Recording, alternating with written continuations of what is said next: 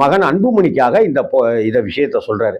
ஆனால் இன்னைக்கு திருப்போரூர் முழுக்க 2 அடிக்கு ஒரு பேனர், 5 அடிக்கு ஒரு பேனர்னு சொல்லிட்டு எல்லா பேனர்கள்லையும் ராமதாஸ் ஐயா சிரித்த முகத்தோட இருக்கிறது, சௌமியா அன்புமணி இருக்கிறது, பாட்டாளி மக்கள் கட்சியினுடைய கொடி எல்லா இடங்களையும் இருக்கிறது அப்படிங்கிறத பார்க்க முடியுது.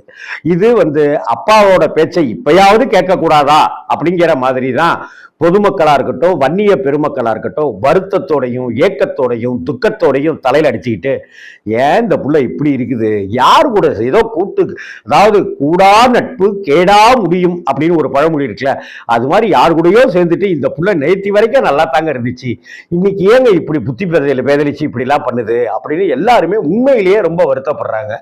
இத்தனை வயசுல அப்பாவை இப்படி எல்லாம் வருத்தப்பட வைக்கலாமா அப்படின்னு சொல்லிட்டு. இந்த அப்பாக்கள் பொதுவாகவே அப்பாக்கள் என்ன பண்ணுவாங்க, கொஞ்சம் தருதலையான பசங்க இருக்காங்க, ஊதாரித்தனமா